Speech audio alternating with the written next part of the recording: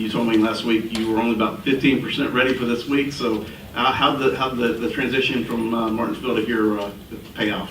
A lot of late nights, several in a row before we had to get the car loaded up. But yeah, we were able to kind of study what that group had done and what the rest of the shop had sort of put together as a baseline and some information, and put our own spin on it and unload with some good speed here today. All right, we have a question in the back. Cameron Carolina for Sports for you media, Mr. John D. I know that there's definitely a lot of pressure going into this weekend, but is there any way you just manage that, like meditation or mindfulness that you do?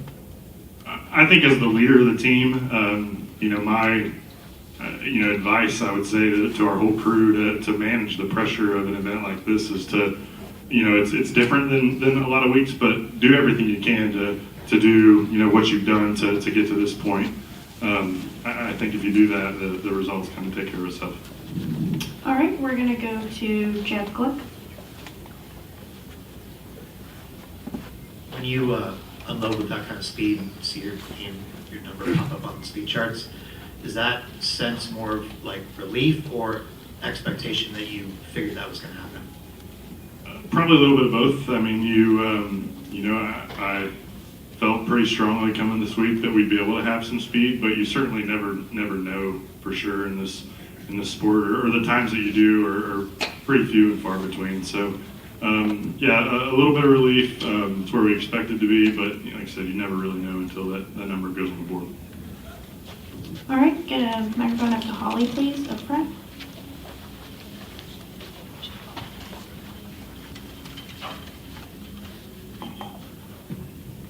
Holly came with the NASCAR Wire Service. That kind of was along the lines of my question, but how important is it to come out and be fastest practice and do what you did, kind of setting the tone for the weekend?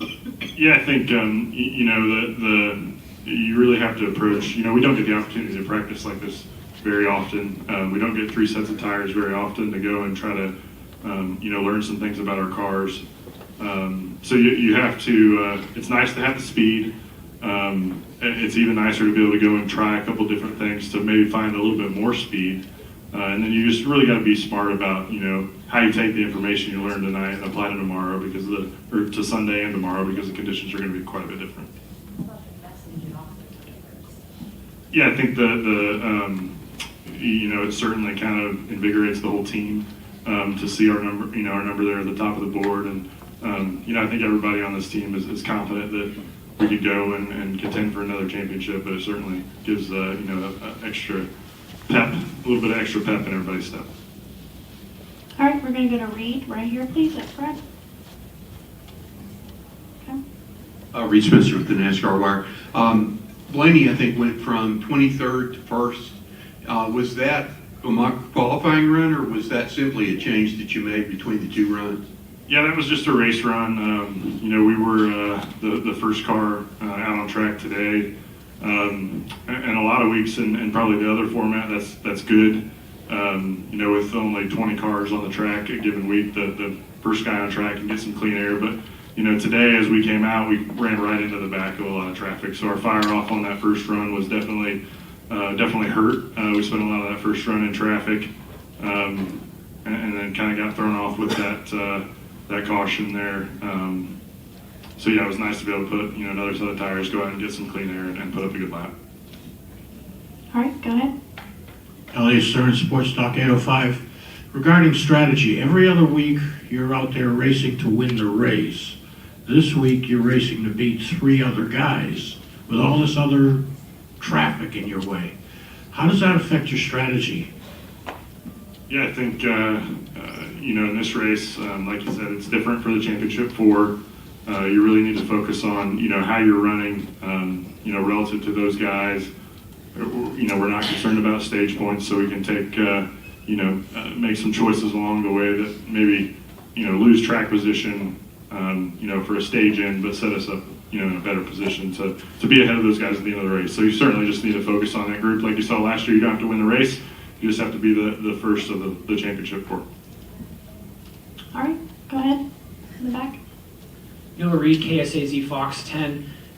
when talking with both Blaney and Logano, there's been a lot of talk about how both Penske cars have good information flow back and forth. And both drivers, both teams want to win this third championship for Roger equally as bad. I'm just curious, from your perspective, at what point during the weekend does that information flow stop and you have to focus on the 12 team? Honestly, I think the information will be wide open, until the checker flag flies. I think, we're going to do what we can do to help each other along the way, and we're going to do what we can for a Penske car to have the best chance of winning this championship. All right, we're going to go to John Newby. Go ahead, John. John Newby, Savage Ventures. Pretty basic question. Does it feel different being here as the defending champion as opposed to being there in that first time trying to win the championship? Yeah, I'd say it's a little bit different. I know for me personally, I'm probably a little bit more acclimated with, all the nuances and all the extra things that you have to do this week. So yeah, a little bit different. But honestly, I think, once you get in the championship four in general, you're able to kind of just let loose and focus on what you need to do. Honestly, it's probably a little bit less pressure than some of the elimination races. You just put your best foot forward and hope for the best. All right, if I can get a microphone to Davey, and then one up front to Dustin Long, please. Hey Jonathan, Davey Siegel with Sirius XM NASCAR Radio. So from a momentum standpoint, you guys have that. Odds-wise, you guys are the favorite. Fastest in 1, 5, 10, 15 lap average. All signs point to you guys being the favorites for Sunday. Do you feel that way? It doesn't really matter to me. I mean, I think, we're going to go back and we're going to study what we did in practice, how our car was, some of the other changes that our teammates made, try to make ourselves a little bit better. I think we try to focus certainly on our team and much of Team Penske of just continuing to try to be better, and I don't think this is a different scenario. So yeah, just try to be better and put our best foot forward and let everything else work itself out. All right, Dustin, go ahead. Dustin Long, NBC Sports. We often hear about control of a race, especially when you've got speed, which you guys have shown today. I think back to last year's race, and I know you started further back. You didn't get out in front of all the other title contenders for the most part until about 200 laps in. So for this race, can you give me a sense of where you need to be in terms of control and how this race compares to other races in the sense of having control, or if you lose it, the challenge of getting it back because of the length and other parameters? Yeah, I think control in the race is certainly probably it's not a focus of ours at all. I think I think you look at Martinsville last week, the championship race last year. I think those races look very similar to us. We just need to focus on being ahead at the end, and I think sometimes if you're in control or you feel like you're in control, you can probably be baited into being a little bit conservative and maybe falling behind. So we'd like to lead every lap, but we just got to focus on being as strong as we can at the end of the race. All right, we're going to go to Lee, and then Steven. Get a microphone to Steven right there. Thank you. Go ahead, Lee. Lee Spencer, Sirius XM NASCAR Radio and CatchFence.com. How did the energy change in the shop this week after Blaney's comeback win? Because his energy, his confidence level yesterday compared to where he was going into Martinsville was like night and day. Yeah, I think the energy honestly in the shop has been pretty strong throughout the all the playoffs.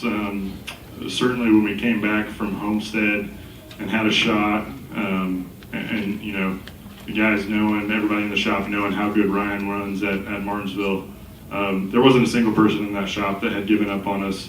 Despite the push to start working ahead on the 22 car, they continued to focus on us. They focused on alongside of the 22, they focused on giving us the best car they could for Martinsville, and continued to focus on bringing us a car that was going to come to Phoenix and race for a championship. All right, Steven, go ahead. Steven Stump, Printers.com. Jonathan, with Ryan sweeping basically the short run, the long run speeds, was there anything you guys felt like could be better still? And how do you feel kind of exiting this practice session? How do you feel kind of compared to this practice session a year ago? in terms of where you were? Yeah, I think pretty similar. Honestly, I'd say we might have been a little bit better in practice last year. If you looked at the stats, certainly close. But again, like I said, we try to use that practice as an organization to just learn about our cars and try to get a direction, from each of each other on certain changes that'll make us better for the race. So the speed is nice, but learning how to be better on Sunday is kind of our focus.